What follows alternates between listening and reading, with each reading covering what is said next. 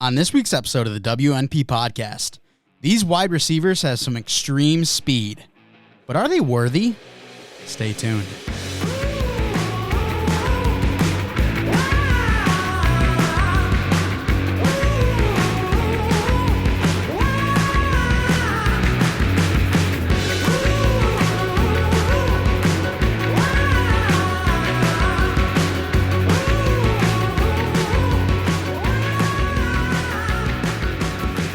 Episode 182 of the WNP podcast. I'm your host, Mike Mitchelson, and join me today, as always, my co-host, Chase Crawshaw. Chase, how are you on this lovely Tuesday evening?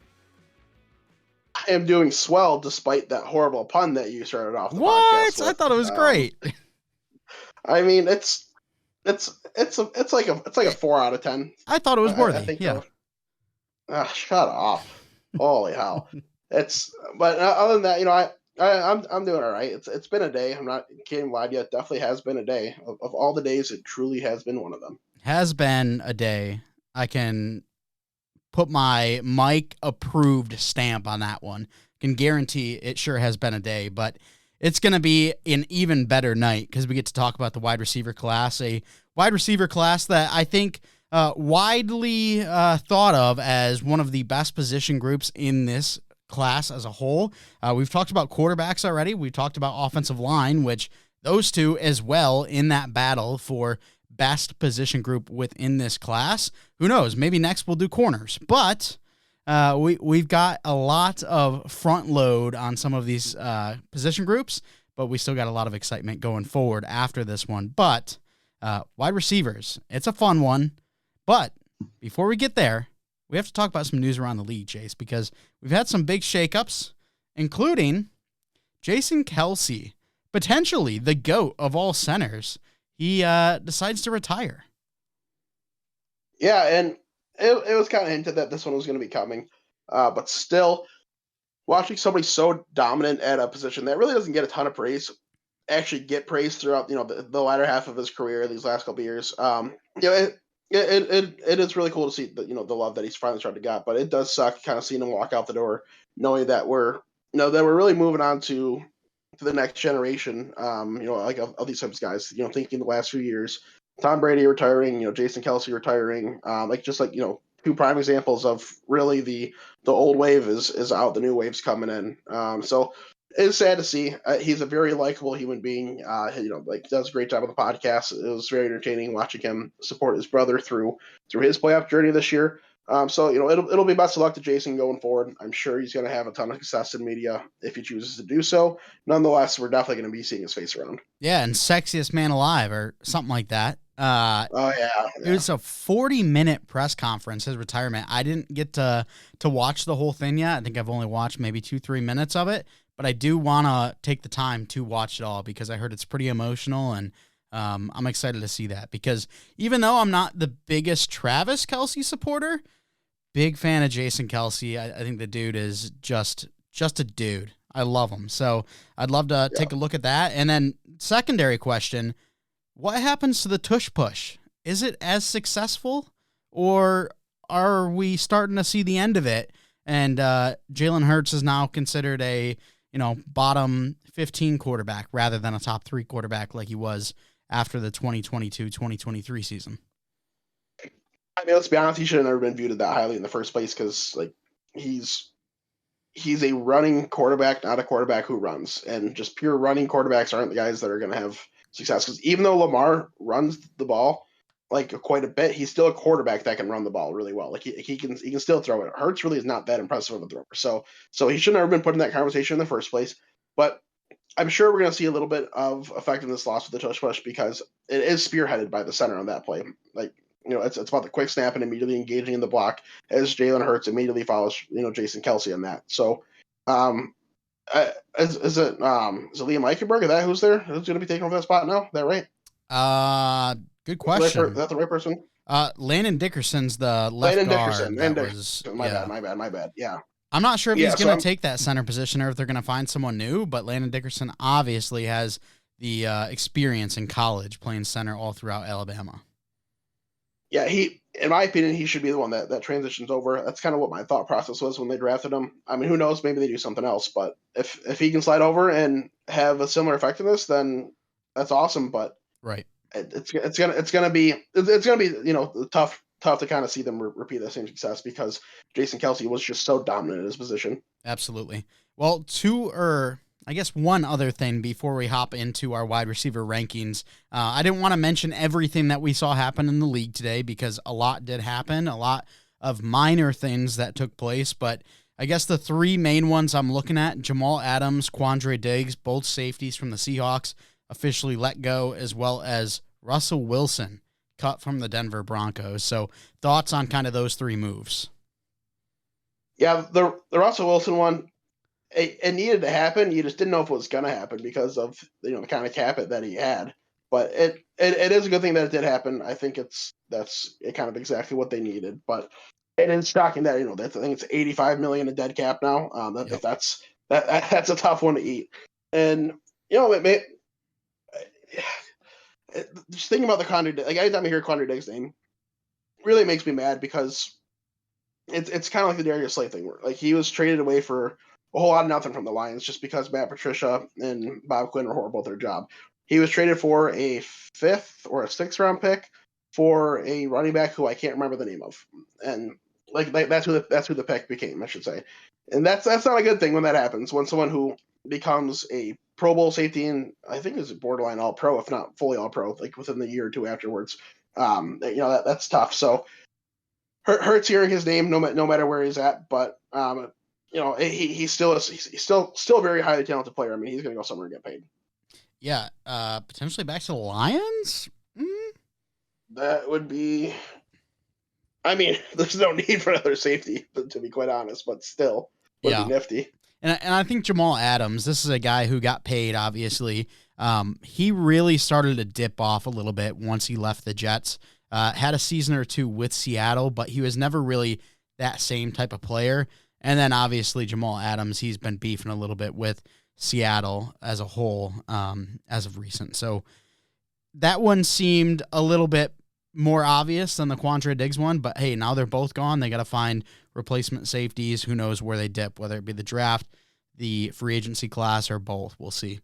All right, well, Chase, let's talk about this wide receiver class as a whole before we get into our actual rankings. Give me your thoughts on the class, and then I know you mentioned it to me yesterday. We are covering 10, by the way. You mentioned to me yesterday that you had a certain number of wide receivers in your first round. Don't want to spoil that, but of the 10 wide receivers you do have that we'll be talking about, where do they break down when it comes to the actual round breakdown? All 10 end up in day one or early day two. So they're all first, second round picks. And based on my grading system, the number 10 is about mid to late. So like he'd be picked like the 20th pick of the second round. So it's a very high end class for me. Like it's probably the best receiver class that we've seen as a whole, like top to bottom from everything that I've seen so far. There's just so much talent, so many different styles, so many guys that have that, like fantastic combination of athleticism and ability. It's just a really fun class this year. I mean, there is just so much talent, and there's going to be guys that end up slipping, potentially third, fourth, fifth, sixth, seventh round that are super talented just because of how deep it is. Where some other positions might be prioritized. Chase, I think through our first two episodes, quarterback, offensive line, we've generally been similar consensus. Now, I know when we talked about offensive line, after we got through our top 6 or top 7, we started to sway from each other a little bit. I think we'll probably have the players the same names in similar spots, but I kind of disagree with you overall on the class. I was expecting a lot out of this class. And I think there's still some fantastic players, but I think there's also, once I get to a certain point in this class, I feel like it's either a player is very one-dimensional, and they're really good at that one dimension, but I'm not really looking for a one-dimensional player, or there's a player that's a little bit more well-rounded, but there's nothing that really pops about them. So I personally only have 4 wide receivers in my first round. I have 4 in my second round, and then Well, there will be two I talk about, but I think I have, what is that? Maybe 6 or 7 wide receivers in my third round, and then only one so far that I've graded that's down in the fourth round. So while I think that Wow. there's wide receivers worthy of day 2 picks, they're much lower than what you've got. Very interesting. Very interesting. Yeah. And I don't remember if the number I told you was 6 or 7 first round picks. I think I might have told you 7, but the number I have is 6. Okay. And then the other 4 are day 2s or second Yep. rounds. Cool. Yep. All right. Well, let's just hop into it. Let's go with number 1. I feel like this one is usually pretty consensus, so we'll kind of figure out here. But your number 1 wide receiver is Maserati Marv, the most annoying nickname ever. it's so good.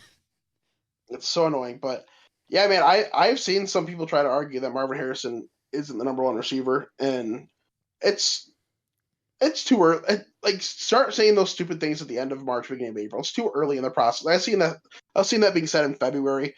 Yeah, like when March and April come around, that's when people start throwing out the crazy things to try to generate storylines. Saying it that early in February, like that's just dumb. Like, shame on you for saying such a thing, because like he's just better than everybody else. Like, it just plain and simple. He's my number 1 rated recruit, or I mean recruit. I don't know if it's the right word, but my number 1 rated prospect in this whole class. He comes damn near being a perfect prospect. So he is, what is that? So basically 3/10 off of my grading scale of being rated as a perfect prospect, which nobody has done that in my system before. But he is the closest that's ever come to it, because like he just does everything so well. I mean, like, the only like arguments you can really make is, yeah, you'd like him to be a little more engaging in terms of his like blocking, and strengthen up a little bit. Like, that's really where my only slight is. I mean, he put up great numbers in college. He's a fantastic route runner. He's a monster after the catch. He's got incredible athleticism. He's like a 6'3", 209, like prototypical size for what you want out of that type of receiver nowadays. I mean, like, there's just like I don't see how this guy fails. Like, I don't see how he isn't an immediate day 1 top end receiver in the league, and probably eventually top receiver in the league in general. Yeah, I agree with you there. I mean, I think the only reason or any flaws, I guess, people could find about Marvin Harrison Jr. is if they're nitpicking and they literally see like one bad play and they're like, oh, well, there it is. That's all I needed to see to know that Marvin Harrison Jr. is a bust. But Yep. no, I've got MHJ as well at my number 1 position. And I do actually, a little bit of a disagreement with you on the first part that you were saying. My number 2 wide receiver is actually closer to Marv than he is my number 3 wide receiver. Now they're all, pretty close, and they're all very highly rated. Marvin Harrison Jr. going to be a top 5 player on my grading scale. My number 2 guy is going to be just outside, like a 5 to 8 range, and then my number 3, like a 10 to 14 range. Still, obviously, all very high, but my number 2 guy rated actually closer to MHJ than my 3. But yeah, I mean, Marvin Harrison Jr., he is the perfect wide receiver prospect. I think the only difference that you could have is if he ran a 4.21 rather than, Literally. what do you think he'd run if he actually ran it? Maybe mid 4.4s? I think get the 4.3s. Like, they're like the high 4.3s. Okay. Like a Like, 4.39 or something, like a Lad McConkey? yeah, yeah. So somewhere in that range. But despite Potentially. that, like, yeah, even despite that, dude, like, even if he's not gonna, if he tested in the 4.4s, like his play speed, he's tested like his, like, I don't know if test is the right word I want to use again, but his play speed, they've clocked him at some ridiculously high numbers that even guys that tested faster than what he would in this class haven't run. Like, it translates directly onto the field. There's nothing that slows him down. Yeah, he's a fantastic player. All right, well, let's just hop off of him because we all know that he was going to be number 1, and he is that guy. Who's your number 2? My number 2, I think it's the same guy as yours, to be honest. It's Rome Odunze out of Washington. He's a big favorite of mine. He's been a big favorite of mine. I've been a Michael Penix guy for a couple of years now. So watching him his 2 years of Washington, kind of got a pretty good look at Odunze, because I watched damn near every Washington game that I could watch this year. So watching the guy all year long, and then diving into the film, it kind of just really reiterated my thoughts. I mean, he's got the really nice frame. He measured in at 6'3", 212, which is damn near the same size as Marvin Harrison.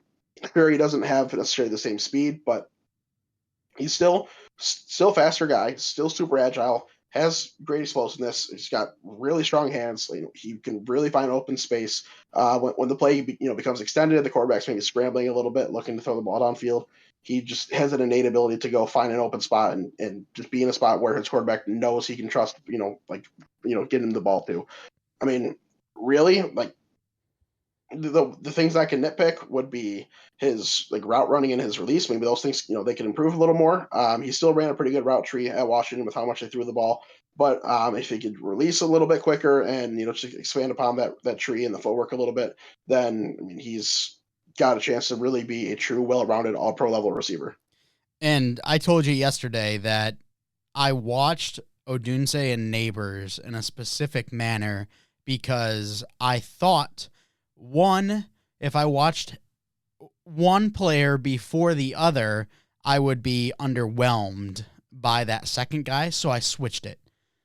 And I was then underwhelmed with the other guy.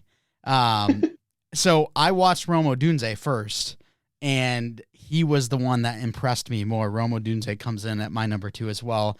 The best 50-50 ball catcher. Also, I don't think he gets enough praise about, yes, obviously everyone knows he's great when it comes to the deep ball, but whenever you say that, people just automatically assume it's that 50-50 ball. But I think the way he's able to separate himself and contort his body at that last second and be able to use his long frame to catch a ball and not even make it contested is just unparalleled in this class. I think the only knocks, if I had to have any, was kind of similar when it comes to his routes, but it's not necessarily like the crispness of his routes. I think at times he can get knocked off his routes against the overly aggressive corners. But other than that, I mean, this guy's great. I think he's going to be a number 1 easily. And I'm excited because in Johnny's Dynasty League, I've got pick 1, 2, and 3. And wide receivers 1, 2, and 3 are head and shoulders above the other for me. I mean, they're all incredible. And final note that I got on Odunze there. The talk is with guys that are the good contested 50-50 ball catchers. When you're looking for one of those guys, you want them to be someone who can actually make a ball 60-40 in their favor. If you get that guy at the NFL, then you have a high-end contested catcher. He might make it 80-20, to be honest. Yeah. He might win that thing 80+% of the time. Like it's just so impressive. Like it doesn't matter what you do, he's coming down with the ball. It's so much fun. It's going to be such a nice asset for really any team to have, especially if you're put him on a spot like on a team with a more vertical offense where they can just launch the ball 60% of the time in the game. He's going to put up some crazy numbers. Yeah, I mean, just kind of look at T. Higgins. I mean, I think he's more of a 60-40, maybe 65-35 type of contested ball catcher. And, I mean, everyone's clamoring over him. He's got franchise tagged, and, there was a lot of talk about him leaving, and, he'd have the market there for him. Well, Rome Odunze can do it even better, and I think he's a little bit more athletic as well. I mean, this guy's just special. He's going to be a number 1. But let's get to our number 3 wide receiver. I assume we have the same guy, Malik Neighbors out of LSU? Yes, sir. Yeah, I mean, this is the only guy I've really seen people try to argue he's better than Marvin Harrison, which I still have Malik Neighbors as a guy that I'd feel comfortable taking with a top 5 pick if I was really needing a receiver. Based on this draft class, I think it'd be a mistake if anybody took him top 5 because there's 2 other guys ahead of him, and then there's the quarterbacks and the offensive line. But if it were to a point where like, oh shoot, these 2 receivers went, and I have the 3rd overall pick, I need a guy. I don't think you'd hurt taking him here because he really does have just a really nice receiver skill set, high end athlete. He does run really sharp routes, even though the tree might be a little bit limited. He still does run short routes. It just separates at all levels. I really kind of what I said about him. It's like he's kind of similar to Marvin Harrison to me if he just was like a step back in everything. Like it's that similar type of impact where he's so dominant, but he's maybe not going to be as dominant as Marvin Harrison. But um, he really is someone that should be kind of an easy plug and play into an offense, kind of pretty standard size receiver coming in nowadays, a 6'2", 200. I do really like the skill set. Yeah, I mean, I think Malik Neighbors is probably the smoothest wide receiver in this draft class. Reminds me a lot of his, I guess, alma mater teammate, kind of, Jamar Chase. I mean, the fluidity that Jamar Chase has in his game, similar to Malik Neighbors. However, I think the difference between those two is I just think Jamar Chase has better hands. Malik Neighbors, I think, he doesn't have bad hands by any means. I think they're very good. I don't think they're up to the level of Marvin Harrison Jr. or Rome Odunze. But I think where he excels is once you get the ball in his hands, being able to be that playmaker. And it's easy to get it in his hands because of just the speed, the athleticism, the change of direction, the fluidity in his game gets him separation like ease. So a guy who's going to be making a lot of good plays, and another guy where, hey, he might be the best receiver in this class if you're playing best ball fantasy. So it's going to be a fun top three, that's for sure. Yes, it really is. And speaking on Malik Neighbors, excuse me, it reminds me. I went back and I adjusted a couple things, and you're going to be pleased to hear this, Mike. I actually now have Jaden Daniels as my quarterback 2 of the class, and Drake May's my number 3. Let's go. Attaboy. Yeah. Dude, like, he's crazy. I truly did not expect him to be as good as he was. Yes, he's so good. And I was a little bit more impressed with Drake May, obviously watching Tez Walker for this video. Not sure if we're going to be talking about him in depth. I mean, that's up to Chase. Obviously, it's not going to be mine. But, yeah, I mean, Drake May even impressed me a little bit more than I thought. I mean, Jaden Daniels, still my number 2. But the quarterback class, when you see good quarterbacking, it's great. And then you'll watch some of these guys and you're like, wow, that quarterback's not good at all. Yeah, that's crazy. All right, number 4, who do you got? So my number 4 receiver in this class is actually the teammate of Malik Neighbors, Brian Thomas Jr.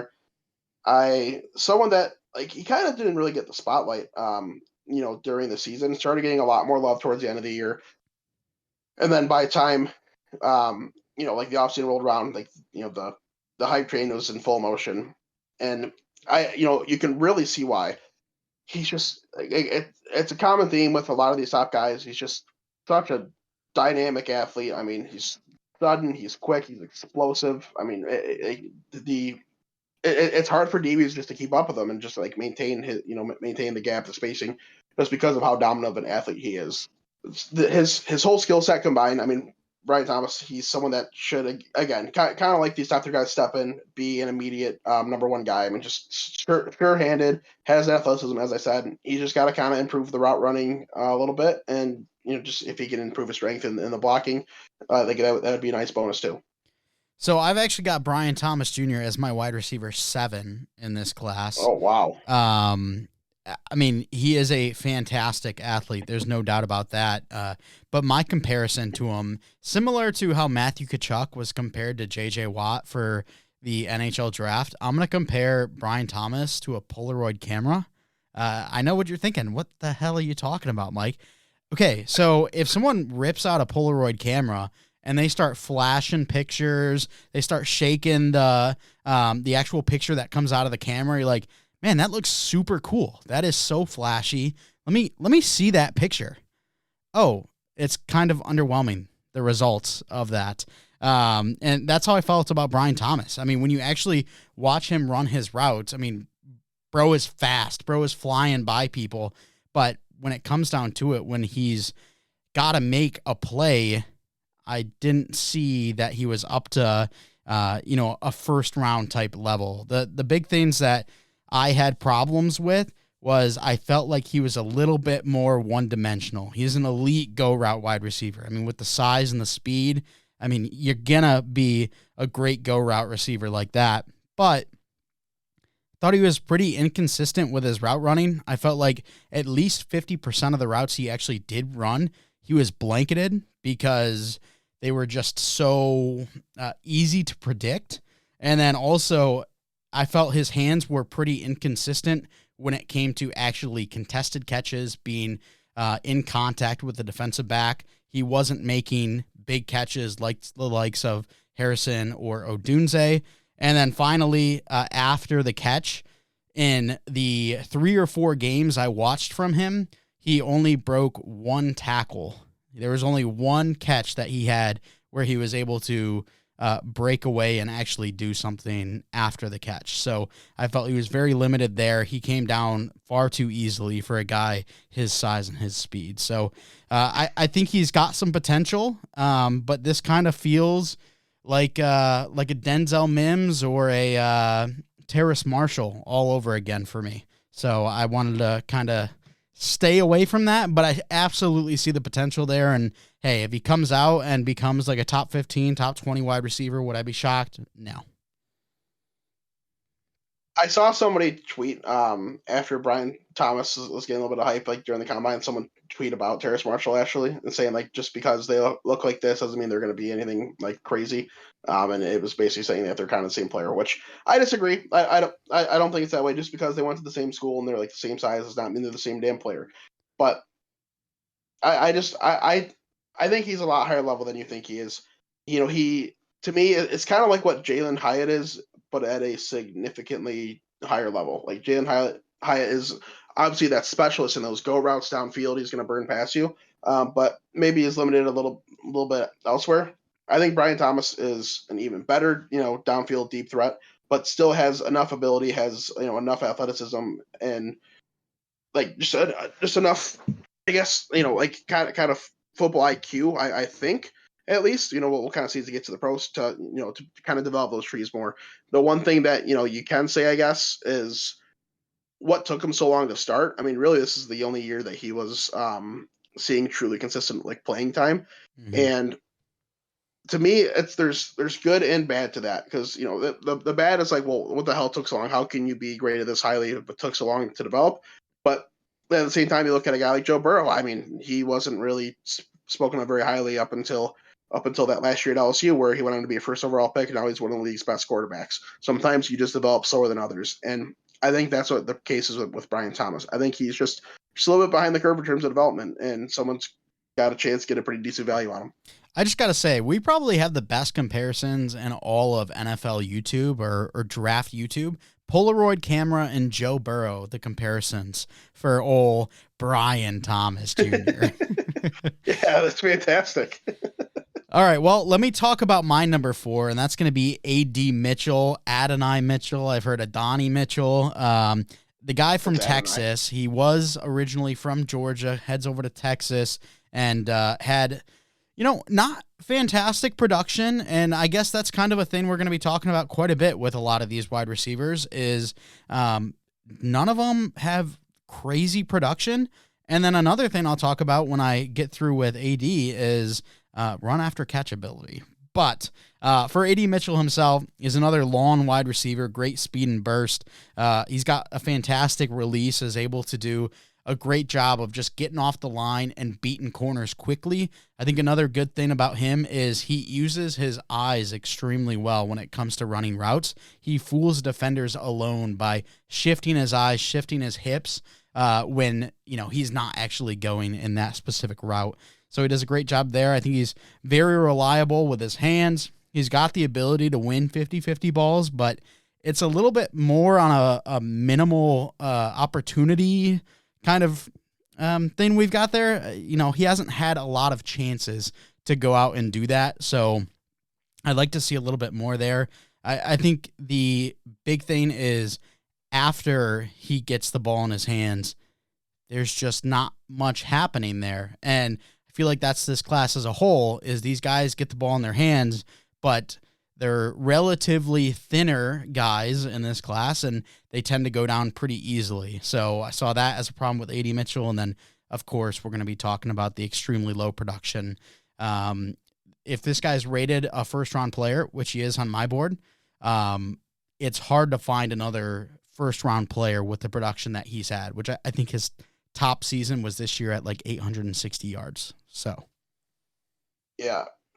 Currently, AD Mitchell, my wide receiver 7, but keep in mind, I did say I have 6 receivers in the first round. He's also currently my highest graded second round pick, which previously was held by J.J. McCarthy. AD Mitchell does come in as a little bit higher than him. So if someone took him in the first round, I'd be like, yeah, maybe I'd go elsewhere, but it'd be far from a bad pick. Because of a lot of the reasons that you said, like, it is another good size and athleticism combination. Athleticism is such a coveted trait by NFL receivers nowadays. It used to be a little different, where like the bigger guys didn't matter if you ran a 4.6, 4.65, you were big, you could catch the ball. Nowadays, with the way that NFL offenses are run, I mean, you got to have that athleticism combined with that size to really have success. And that's something that AD Mitchell's gonna be able to benefit from, because just he's so explosive. He's one of the more explosive guys that I have in the class. Like, he just pops off the line. He tested incredibly well at the combine. He ended up running a 4.34, if I'm not mistaken. Then he had almost an 11.5 foot broad jump, which is just crazy. I mean, like, it shows that he's really going to be able to throw off corners that aren't really prepared for him, especially man coverage, just bursting off a line like that. But as you said, the production, it is a little concerning, just because it isn't anything crazy. After the catch, doesn't really do anything super. He's got the ability to kind of get better and maybe break some more tackles or do a little more damage in open space. But as of right now, it's nothing more than fine. And then kind of like some of these other guys, the route tree just got to keep improving. yeah, and I take a look back at last year's class, and one thing that kind of popped off the screen for me was the ability to run after the catch. I mean, none of these guys were super athletes last year. None of these guys were, unreal contested ball catchers, but they were always, or not always, but, a lot of them had that skill set to do stuff after the catch. I felt like this year it was far and in between. Now, there is a couple of guys, but I just felt like a lot of these guys, and we'll talk about more of them, just didn't have that run after the catch ability. And I think maybe that's what's got me down. I think that's why Garrett Wilson was my number 1 wide receiver 2 years ago, because I talked about how his run after the catch ability was only compared to the likes of Jamar Chase and Cooper Kupp. And, he's been fantastic in that area. But this year, maybe that's the reason why I'm so down on the class, because that ability isn't as highlighted in this one as it has been in the past. And we differ a little bit in this thought process here, because I think it's higher than you're saying it is. Might it not be as like what it was in the past? No, but I still think it's higher than you're saying it is. Where the problems come is, yeah, just like like shedding tackles, that might be part of the problem. But as a whole, because this is a very athletic class, guys, when they have the space, like, they can do a pretty good job. Especially if they got 1-on-1 and a DB closing in on them, they can kind of juke their way, outrun them, whatever it might be. So in terms of the strength and tackle breaking part, yeah, I guess I can see that. But I also think that you're discrediting this class a little bit in terms of the athletic part of the open field. I mean, I think it depends on kind of how open it is, because there was a couple of times where Brian Thomas, he had so much room, he didn't even have to face anyone. So, I mean, that run after the catch, obviously, it's going to be good because these guys have speed and they can just run away from people. But if you actually have to make a move, make someone miss, or break a tackle, I think a lot of the times there's not that ability. Sometimes there is, but a lot of these guys are super light too. So if a hand gets on them, they're going down, because they don't have that strength and balance that they would of a guy like Marvin Harrison's size.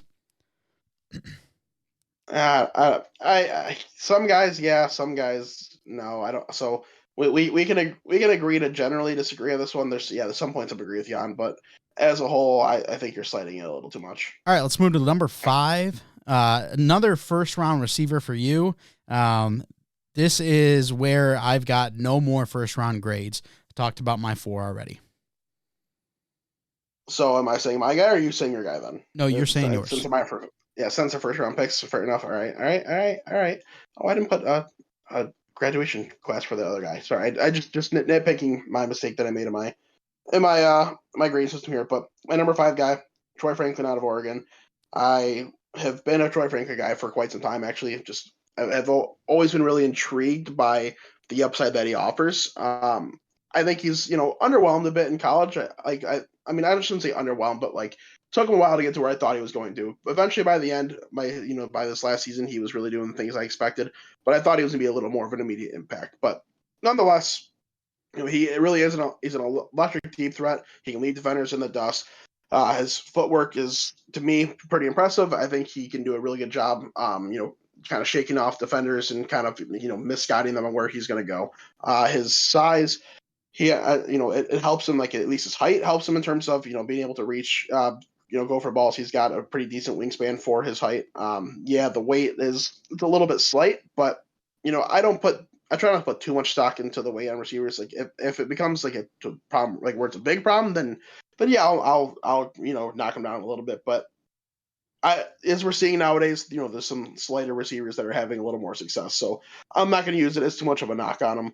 But it was good, as I said, to kind of see him become more productive year and year. Maybe that means he's going to continue to do that in the pros and just year by year get better and better and better. I really hope that's what that means. The one thing that I will say that he really does need to work on is, I think, some concentration drops are a bit of a problem. He still got some good hands overall, but I saw a couple times where he was way too focused on turning downfield after he caught the ball, and it led to a bit of a bobble or just a flat out drop. And that's something that he's definitely going to have to improve in the NFL. And on top of that, and this is another guy where you were talking about the after the catch, this is kind of one where I agree in terms of the tackle breaking. Like I didn't really see very much of it happen in the NFL, so it's going to be, or in college, I should say, so it's going to be limited in the NFL. Yeah, and Troy Franklin, he's going to come in at my wide receiver 9. I actually have a 3rd-round grade on him. I mean, great burst. I mean, he's a young wide receiver, great speed, great release off the line. He continued to get better throughout his college career. Every single year was a step up from what he did prior.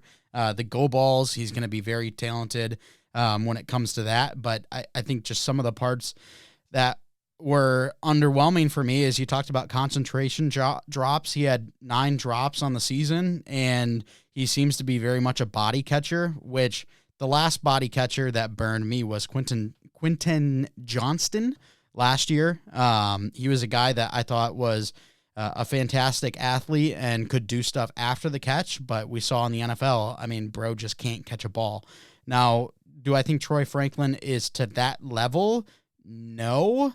But also when you rely so heavily on body catching and you had 9 drops on the season, it does worry me quite a bit.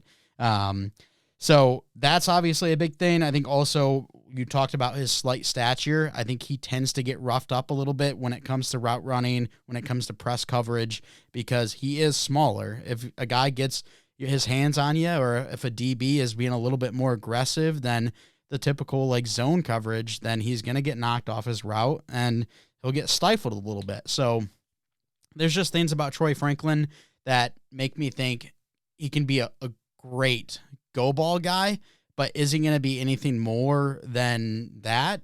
I'm not really sure. You mentioned, after the catch ability is not super highly touted either. And I don't know. It's a guy that I'm down to take a 3rd-round flyer on. I think he can be better than Tutu Atwell, but I think in a similar type of role. He's going to be like a low-end wide receiver too, in my opinion.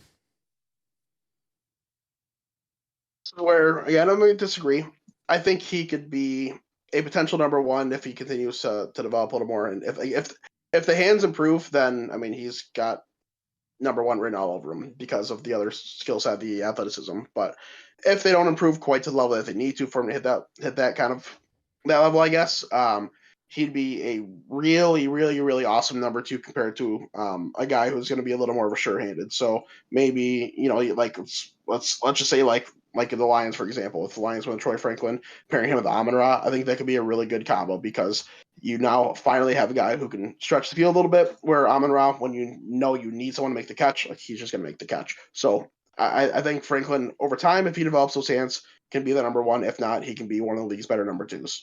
Yeah, and that's something I kind of want to look into a little bit more with, can you develop your hands? I mean, I think to an extent you can, but I don't think there was ever a college wide receiver that, and I'm not saying this is Troy Franklin, but a college wide receiver that was brutal when it came to his hands than got to the pros and worked on it and became solid to good. So I want to do a little bit more research in that because I'm curious. I'm also a Quentin Johnston owner in dynasty leagues, and if that is possible, then I'd love to see it because to have him and Troy Franklin be able to work on that a little bit and become, better stars, that'd be huge. Yeah, I'm gonna be honest with you here. If there was somebody who had brutal hands in college and they went to the NFL, they probably became a running back. Yeah, you never know. You never know. Yeah, so that's why I don't think those examples really exist. But where the hands improve is like it's a concentration drops. That just comes with more film and football IQ and watching. Okay, this is where I'm doing this wrong. This is where I got to improve. So as long as you're willing to commit to it, you can get better with it. So we've had some pretty, I guess, polarizing thoughts on each other's wide receivers so far. I've talked about my 7 and 10 already. You've talked about your 7 and potentially your 10 now because my number 5 wide receiver, Florida State, Keon Coleman. This is a bigger bodied receiver, and this isn't a guy who's going to pop off the tape with his athleticism, but my goodness, anytime I was watching this, I was just fuming at Florida State and what they were trying to do with him. They were trying to act as if Keon Coleman was going to be Zay Flowers. I mean, they're having him come end around and doing all kinds of crazy stuff, doing screen passes, go make a play. That's not Keon Coleman. Keon Coleman is a big body that's going to box out defenders. He's going to use his physicality, and he's going to go up and get the 50-50 balls. He's going to be great in the red zone, and we saw that because he had 11 touchdowns on the year. So this is a guy who I'm very excited to see at the next level because I know that once he gets to the NFL, teams aren't going to invest in him and then put him in a terrible position like Florida State did. So when I saw Keon Coleman, I thought very much like an Anquan Bolden, a guy who doesn't have that speed, but if you put him across the middle, a big body coming out of the slot and really just dominating the middle of the field, I think that's something Keon Coleman can do. This is another guy that I'm not super impressed with his ability after the catch, but I think because he's bigger, he's stronger, he's thicker, I think he's a little bit better than some of the guys we've talked about so far. Yeah, I actually have him as being a decent rack and yak guy. Like just he grades in what the like great category is technically for me based on my kind of grade system. So like great pushing to elite. So that's pretty well. He actually comes in as my wide receiver 9, so you were close. Mm. But my wide receiver 9 is still a guy that I feel comfortable taking in the second round because of how I feel about this class. And 100% agree. I think he was misutilized in Florida State, and maybe that will, when he gets to the pros, if someone utilize him differently, maybe that'll help him. Maybe he'll get worse. I don't know. We'll see when he kind of changes his game system. All that stuff, I guess. But like his first game with Florida State, I think is a probably pretty good example of what he can do in the NFL if he's used the right way. It was against LSU. He was used, in that 15 to 20 yard kind of like depth range. He was used in the red zone. He had 3 touchdowns. Like he played fantastic. It was probably the best. I mean, it definitely was the best game of his collegiate career, I should say. And they just used him that way. As you said, the end around things, those don't really happen a ton. Like they just used him as a guy. Yeah, we got to find you the ball a little bit deeper. Playing against a team like LSU, we just got to make sure we're scoring touchdowns. And did a fantastic job. So if a team's using him, in that kind of role where you're just going to look for him, in the end zone because he's a little bit bigger, you're going to trust him a little more contested catches. That's where he's going to have success. He really is that kind of old school prototypical X receiver that is kind of dying in today's game. But, if you have that guy in a higher ed offense, I mean, he's bound to have success. Yeah, and I like where we're sitting right now because as you still have some first round talent on your board, my guys are all now into the second round. So even if you disagree with where I have my guy placed within my rankings, we have similar grades on them, and we can agree about my rankings and disagree about yours. So I'm really enjoying where we're at right now, and I'm really excited to hear your number 6. Oh boy, it's that time then, isn't it? It sure is. My number 6 is the dog who played for the Dogs, Lad McConkey, dude. Oh, Lad McConkey. what can I say? I'm in love with his game. He really is just that dude at wide receiver. I mean, like it for like we're just gonna call a spade a spade. Everyone says the white receiver is the slot receiver, and he probably is going to have his best success in the slot in the NFL based on his kind of size and weight profile. But if you use him outside, I don't think you're gonna have any issues by any means because he is such a strong athlete. I mean, he's got a lot of speed. He's super quick. He's agile. He's got some explosion. He's got really short hands. He's got a great route tree. I mean, really, like the one thing that is going to hold him back is his size and like not necessarily his height, but he does have a bit short arms. He kind of does have small hands, so it'll limit his catch radius a little bit, which is why the slot is probably where he's going to play a lot more in the NFL. But like other than that, man, like, it just I wish I saw more opportunity for him. I wish I saw more targets. Wish I saw more receptions. Which I saw just more play in general. And I think he would be getting a lot more love than he is. Yeah, and Lad McConkey actually is my wide receiver 6. Absolutely. Big Hey. fan of Lad McConkey. We have him same spot. I do have him as a high end second round grade. So Keon Coleman, he was the tippy top of the second round. Lad McConkey would probably be in that like 4 to 8 range, 4 to 8 pick range in that second round. So still very high on Lad McConkey, and kind of like what you were talking about. I mean, he's got great burst, great speed. I think he's probably got the best change of direction in the class. The Yes. way he's just able to put on the brakes and move in a different path is incredible. I love watching him when I saw one game, I don't remember who it was against, but he had a slant route going across to the right, and as he catches it, just puts on the brakes, and all the defenders continue moving right. Bro just slips out to the left side, and I don't think he went all the way, but it was a great thing to see.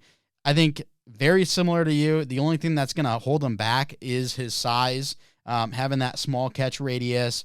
He's not great when it comes to the likes of a 50-50 ball or a contested catch.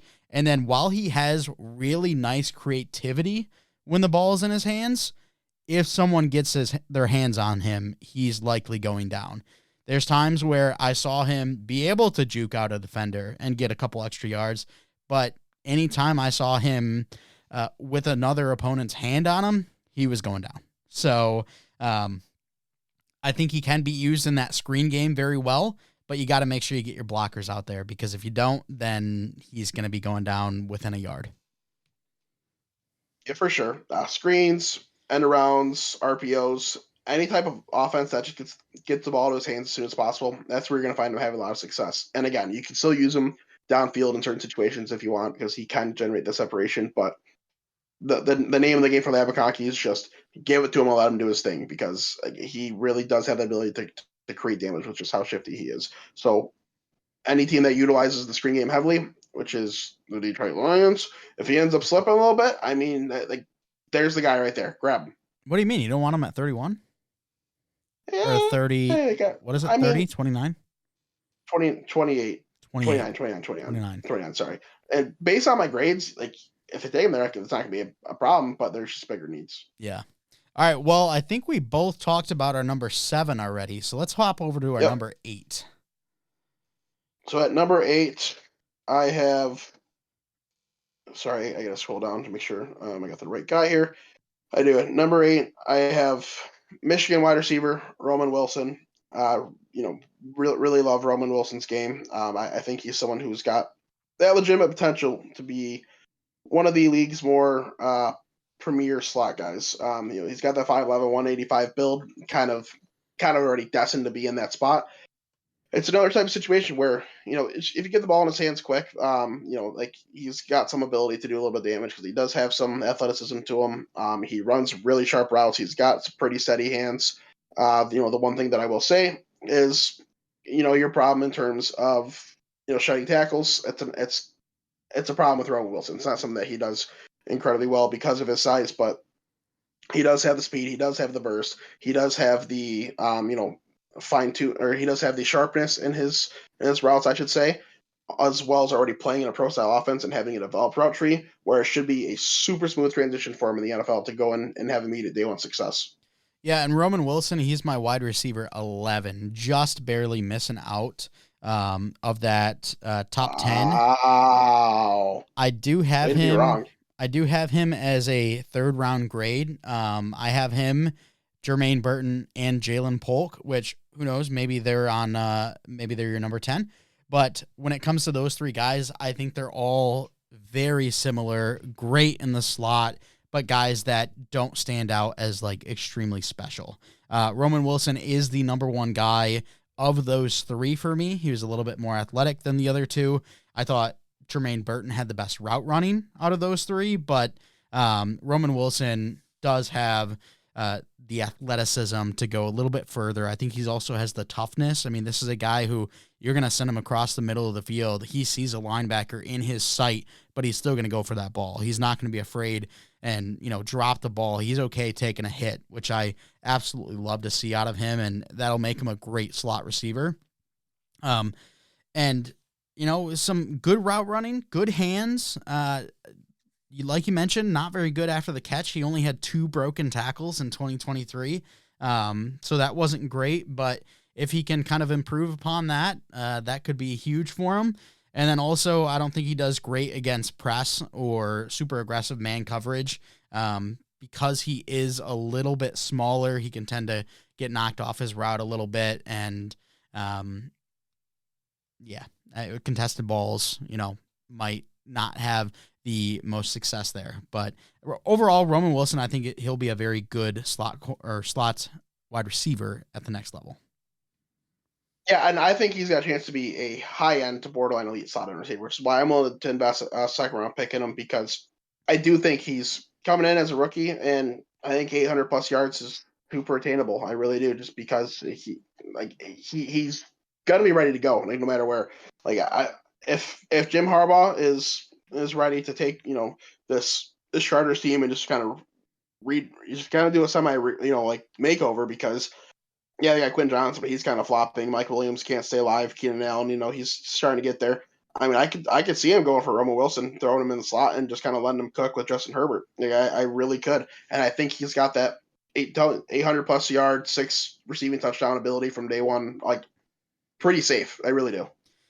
And I'm kind of curious when you talk about elite slot wide receiver, because obviously you got Cooper Kupp, who plays in the slot, and he's an elite wide receiver. I don't think Roman Wilson will be that, but the likes of, so I compared Jalen Polk specifically to Tyler Boyd, which I think Tyler Boyd was one of the, top 8 wide receivers that played in the slot consistently throughout his career. He's dropped off over maybe the last year or two, but I think if Roman Wilson turned into a faster, a little bit more aggressive Tyler Boyd, like that would be a great pick. Yeah, and that's exactly what I think it is. I think he is going to be better than Tyler Boyd. You can't say anybody's going to be better than Cooper Kupp at the slot position, because it's just that's just too much of a chance to take. But I do think that he's a step above Tyler Boyd in terms of where the kind of ceiling ability is. Mm-hmm. All right, let's talk about my number 8, and that's going to be Xavier Worthy out of Texas. I mean, this guy absolutely flew, breaking the combine record for the 40-yard dash, a 4.21. I think easily the best burst in this class. I mean, you look at him versus John Ross, the kind of simulcam that we saw of that 40-yard dash. John Ross was catching up to him on those last 10 yards, but the big separator was Xavier Worthy got off the line insanely quick. And that's going to be the same case when it comes to his release here in college and in the NFL, is if someone's not going to be playing press on him, he's going to launch and he's going to fly by you quicker than you know. So you're going to have to play press against him. He is a smaller wide receiver, so if you get your hands on him, you can stifle him a little bit, but the speed is incredible. He can be a great deep ball guy, and I think that this is one of those players where he can be very good after the catch. Talk similar about Ladd McConkey, have screens, RPOs, stuff like that where you get the ball in his hands. I think he can make some magic happen, and I think he can be very similar to Tutu Atwell that we saw this past year, because a lot of people, obviously, when Tutu was coming out, we weren't super high on him. And then this year, he kind of turned it around a little bit with Puka and Cooper Kupp kind of taking more downfield duties, you had Sean McVay able to open it up a little bit with maybe some end arounds with Tutu. I think Xavier Worthy could come in, fill that role immediately. But I think he's a better prospect overall than Tutu Atwell was. Yeah, I mean, we're basically on par here with the description. He comes in as my wide receiver 10, which still is a second round guy for me. It's so crazy watching him. Just run that 40 and while I go back and watching the film, like the stuff he did on the field in terms of that, that pure athleticism, it really just is astonishing. So my grading system, I have it's a 0 to 6 for each category that I have, and I have speed and explosiveness in two different categories. Well, every once in a while I break the thing just to emphasize how good somebody is, but put him at 6.1, a 6.2, whatever. Yeah, well, I got Xavier Worthy at a 7 for speed because like it's just it's just so ridiculous. The explosiveness I have is a 6.5 as well because like it's just again so ridiculous, so Yep. unmatched. It's something that it's going to be damn near impossible for teams to contain, so long as he as long as he can maintain that he has the sturdiness, like the physicality to hold up in the NFL because he is smaller. If he can work on breaking those tackles more, and then really improve on his route running because it's the biggest fault in his game, in my opinion. Then he's got a chance to kind of do what Tyreek Hill does. Yeah, I mean, it'd be pretty impressive if he was able to turn into that. He's got the speed to do it, that's for sure. Yes, he does. Okay, well, let's talk about the last wide receiver because I believe we've touched on all 10 of yours. Yes, we have. My number 10, and you're probably going to have to help me out with the last name here, Xavier Legette? I'm pretty sure you pronounce it the G, Leggett, if I'm not mistaken. Legette? Xavier Leggett. Xavier Yeah, Legette? Xavier Leggett. Yes. From South Carolina. This is an older prospect. I think he's a fifth-year senior. But I think the one thing that kind of just impressed me with him is as we got into these smaller receivers, the Lad McConkeys, the Xavier Worthies, the Roman Wilsons, a lot of them were underwhelming when it came to their balance, their play strength. Xavier Legette had fantastic physical abilities when it came to his strength, his balance. I thought he did a great job fighting against that super aggressive coverage where we saw some others lack. I think he has very strong hands. I think he's got solid speed. I mean, it's not going to be a burner by any means, but I think if you underrate it, he can blow by you. And I think he also shows some flashes of great route running, but it's quite inconsistent because oftentimes his route running will turn into a roaming. You think he's like a Roomba or something because you're not really sure what happened. He gets a little distracted, I guess. That's another great comp. So Roomba. Legette is a Roomba, but he's also, I think, a little inconsistent when he goes for the high point during jump balls. I think at times he loses a little bit of his coordination, and that makes him lose some of his positioning when it comes to those high point jump balls. And then another big thing, as a fifth-year senior, he finally just now got some production, which is crazy to think about. But I think when it comes to his strength, his physical attributes, and solid hands, that's going to be a guy I'm okay taking a chance on in the third round. Yeah, so I'm going to circle back to him real quick in a second.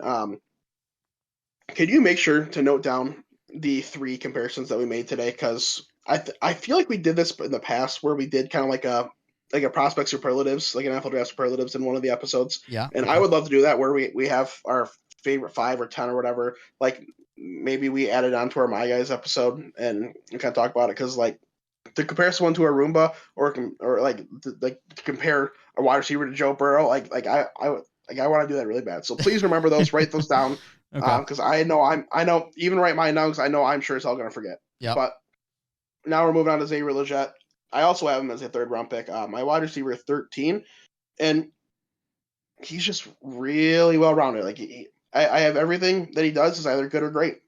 He might not necessarily be elite anywhere, but like he can kind of just do it all. Like Yep. he's is a very strong contested catcher. I mean, he's got some pretty sturdy hands. Like he can run a solid route tree. His production that last year, as you said, it was a really nice jump to see coming out of college. Another concern is like why did it take so long? Kind of same type of thing as Brian Thomas, but like he really just does everything across the board. And he has that, running back build, 6'1", 221 pounds, like that. That's what a nice running back, draft pick is nowadays. You can probably use him kind of in a Debo type of role where, you can put him in the backfield because he has the size to, maybe handle some of that physicality at the line, especially as he kind of adjusts to the NFL level. Just get creative with him because he can kind of do like really whatever you need him to do. Yeah, absolutely. And I think overall in this wide receiver class, even though I didn't have as many guys rated as highly as you did, I think this is still a class where if you compare it to last year, I mean, your top three compared to last year's top three, head and shoulders above. And then when you kind of look at the depth, while you have them rated a little bit higher, even on my list where I rate them lower, I still have a lot more guys going day two than I did last year. So this is a very talented class, and who knows, there's probably a guy out here that we're not even thinking about that's going to be like a Puka Nacua. I mean, Puka Nacua, I don't think most of us started to actually watch him until after the combine because he's coming out of BYU. We're not thinking much of him. There's going to be a guy, there's bound to be a guy that's going to be very similar. We won't notice him until late in the period, and we'll go, okay, man, yeah, this guy's actually pretty good. So I'm excited to find that guy because there's some great players. Marvin Harrison Jr., Rome Odunze, those are my top two loves, but there hasn't been that deep sleeper that I've fallen in love with. Kind of like last year, my two big sleepers were Jonathan Mingo and Rashee Rice. One of those worked out, one not so much, but those guys I loved watching in college. This year, haven't really been able to find those guys that aren't, those top tier players. Yeah, for sure. Just kind of thinking, I still have to do a lot more film on a lot of these guys too, but really one of my one of the guys that I have watched a bit on might be my candidate for that sleeper type guy because he's going to end up not necessarily low in my rankings, but a little bit lower compared to some of the guys I have. I'm just assuming that Jacob Collins is going to end up as probably a day three pick type guy for me, and for the bits that I've seen of him, like I think he's got that potential. I mean, like, he is a bit smaller, yeah. He's only 5'8", but he's 168, but he has really nice speed. Like he's got some good athleticism, and he's got some receiver ability. I got to watch him a little more and see if I can, kind of confirm those feelings. But I do think he's someone that could maybe be a little sneaky. Yeah, and I've heard a lot about Ricky Pearsall. Pearsall? Ricky Pearsall, yeah. Ricky Pearsall out of Florida. Yeah, I heard a lot about him. I was not able to watch any film on him before this episode, but that's another one I'm kind of excited to see because while he didn't come in and have, crazy measurables, he did test very well. I think he had a 42-inch vertical, so.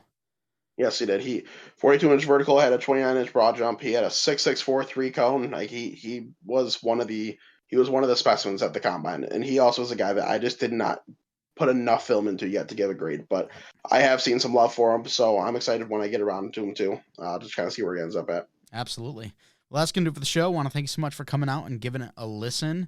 If you want to stay up to date with all that we do, you can follow us on Twitter at WNP Sports Pod. That's again on Twitter at WNP Sports Pod. If you're watching on YouTube, if you could please give us a like, comment, subscribe, hit the bell to turn on notifications, and down in those comments below, let us know who your wide receiver one is, as well as if you think Chase or I are overrating or underrating a receiver, please let us know. We'd love to hear your thoughts down in the comments. If you're listening on a podcast platform, if you could please give us a follow and a 5-star review.